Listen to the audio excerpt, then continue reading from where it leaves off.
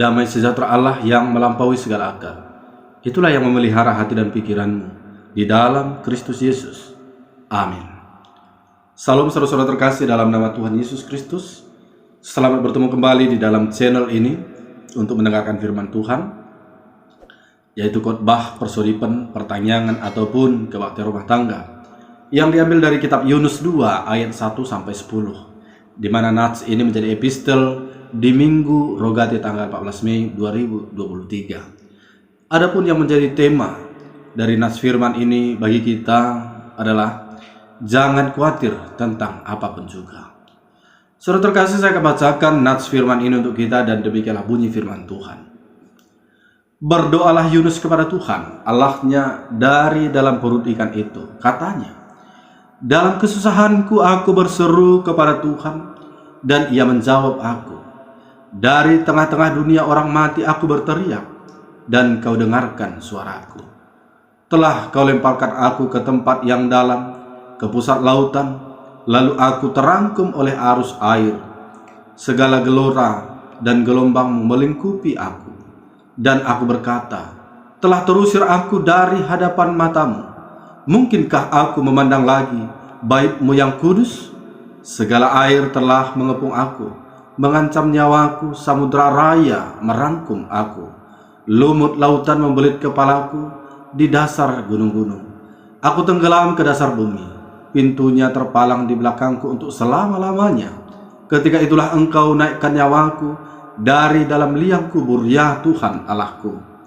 Ketika jiwaku letih lesu di dalam aku, teringatlah aku kepada Tuhan, dan sampailah doaku kepadamu, ke dalam bait-Mu yang kudus.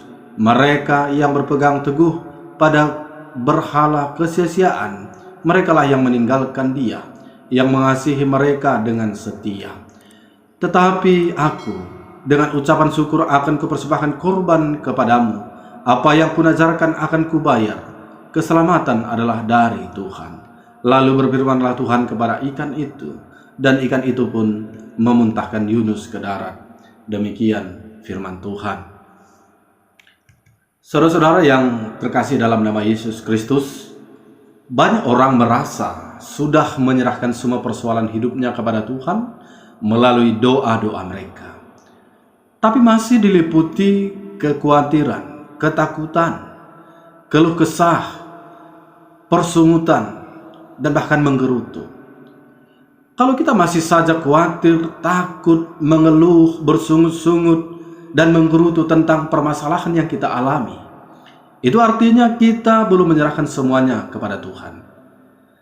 Selama kita masih memeluk erat masalah-masalah itu, tidak ada gunanya kita berdoa, karena kita sendiri belum mau melepaskan semua masalah itu kepada Tuhan. Jika saudara merasa sudah menyerahkan semua masalah kepada Tuhan, artinya kita tidak memiliki masalah itu lagi, sebab masalah tersebut sudah berada di tangan Tuhan yang penuh kuasa itu. Pertanyaannya, percayakah saudara tentang hal ini? Mari kita lihat dalam nats khotbah kita, di mana dalam nats ini kita dapat melihat bagaimana Yunus pada akhirnya menyerahkan segala persoalan hidupnya kepada Tuhan di dalam doanya. Saudara-saudara yang dikasihi oleh Tuhan Yesus Kristus, kisah Yunus ini diawali dengan panggilan Tuhan kepadanya agar pergi ke Niniwe, sebuah kota yang besar, untuk menyerukan pesan Allah oleh sebab kejahatan mereka. Tetapi menarik sekali bagaimana panggilan ini tidak diresponi dengan sikap seorang nabi yang segera pergi menjalankan tugasnya. Justru firman Tuhan mencatat bagaimana Yunus bersiap bukan untuk pergi ke Niniwe, melainkan melarikan diri ke Tarsis. Saudara-saudara, jauh dari hadapan Tuhan, dia pergi dari apa yang ditentukan. Itulah yang Yunus lakukan. Singkat cerita saudara-saudara, ketika Yunus naik kapal pergi ke Tarsis, Tuhan menurunkan angin ribut sehingga terjadi badai besar, dan kapal yang ditumpanginya hampir terpukul hancur. Akhirnya, setelah kena undi, dilemparlah Yunus ke laut. Namun demikian, kisah Yunus belum berakhir saudara. Atas penentuan Tuhan ditulis bahwa seekor ikan besar datang menelan Yunus, dan Yunus pun tinggal di perut ikan itu selama 3 hari. Di perut ikanlah Yunus memiliki waktu untuk berdiam dan berefleksi tentang apa yang terjadi dalam hidupnya. Ia menyadari akan dosanya. Di tengah kepengapan, ketakutan yang mencekam, Yunus pun akhirnya berdoa dan berseru dengan jujur serta penuh penyesalan kepada Tuhan. Dia berkata dalam doanya, "Telah Kau usir aku dari hadapan matamu. Mungkinkah aku memandang lagi bait-Mu yang kudus?" Yang bisa kita lihat di dalam firman Tuhan yang telah kita baca tadi. Saudara-saudara, perkataan Yunus ini adalah satu jeritan penyesalan dan permohonan agar ia bisa diterima kembali, agar ia diperkenankan kembali melayani Tuhan.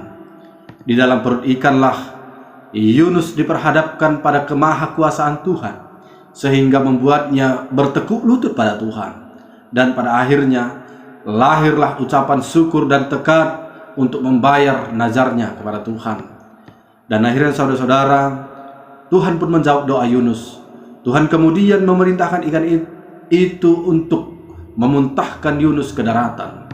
Seperti yang dinazarkan oleh Yunus, saudara-saudara, dia akhirnya pergi ke kota Niniwe seperti perintah Tuhan yang bisa kita lihat di dalam pasal 3. Yunus benar-benar melekatkan dirinya pada Tuhan saja.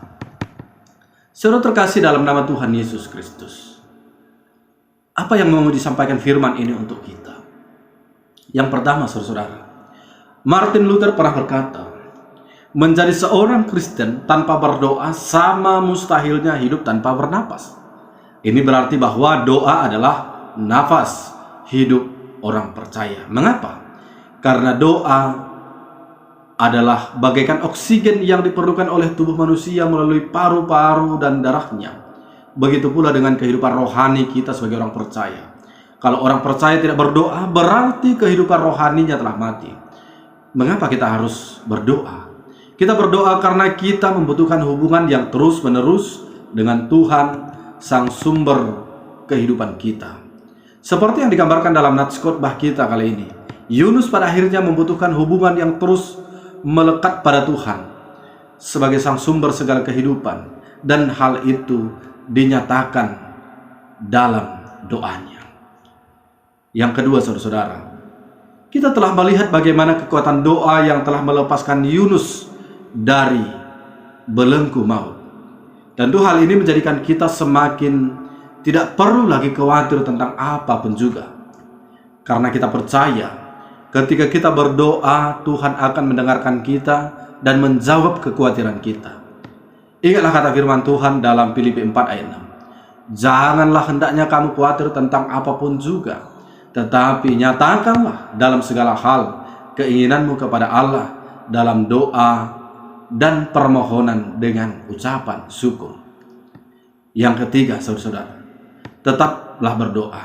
Begitulah kata Paulus kepada jemaat Tesalonika yang bisa kita lihat di dalam 1 Tesalonika 5 ayat 17. Tujuan Paulus mengatakan ini tentu untuk menghilangkan berbagai macam kekhawatiran dan menjaga hubungan erat dengan Tuhan oleh umat Tuhan.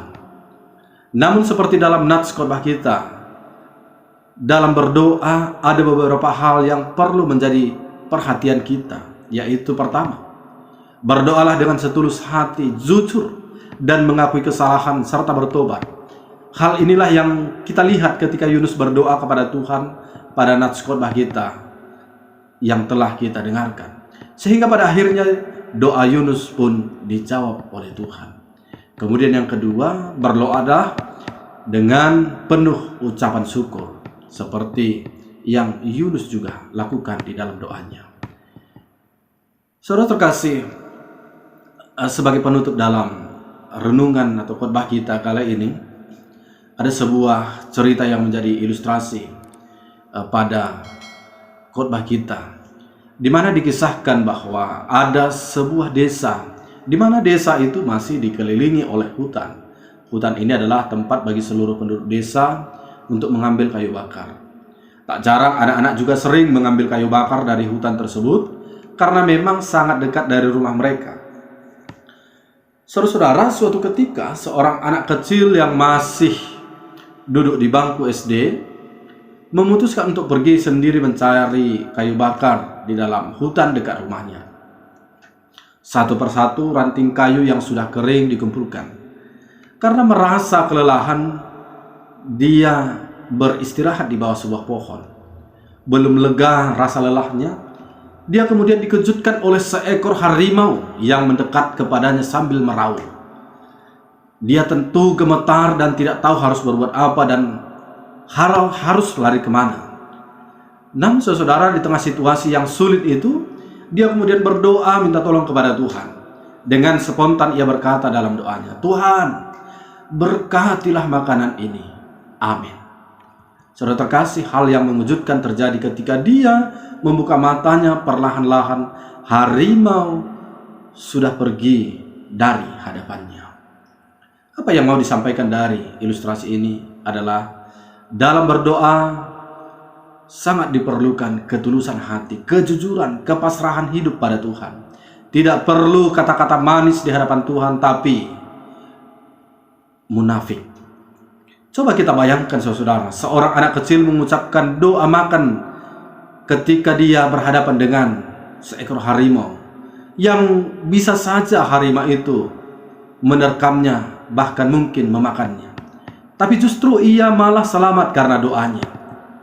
Tuhan tidak melihat apa yang diucapkan si anak kecil ini, tetapi Tuhan melihat di dalam hatinya ada permohonan pertolongan yang tulus dari hati agar dia tidak dimakan oleh si harimau. Maka dari itu saudara-saudara, marilah kita selalu berdoa kepada Tuhan dengan segala ketulusan hati kita. Apapun yang terjadi dalam hidup kita, jangan pernah khawatir dalam hidup kita, karena kapanpun kita bisa tersambung kepada Yang Maha Kuasa, kepada Allah Bapa kita lewat doa-doa kita. Kiranya kita tidak pernah lupa berdoa. Tuhan Yesus memberkati kita. Amin. Mari kita berdoa. Bapa dalam surga, terima kasih buat firman-Mu yang telah mengingatkan kami, supaya apapun yang terjadi dalam hidup kami, apapun yang kami rasakan, pergumulan seberat apapun yang kami hadapi di tengah kehidupan kami senantiasa berdoa kepada Tuhan, bercerita kepada Tuhan, karena Engkau-lah sumber segala kehidupan. Biarlah Bapa di surga, kami selalu menyadari semuanya itu. Bapa yang baik, demikianlah Tuhan, pada kesempatan ini kami juga menyadari bahwa kami masih berdosa di hadapan Tuhan. Ampuni kami supaya kami tak layak di hadapan-Mu. Dalam nama Yesus kami berdoa dan bersyukur. Amin.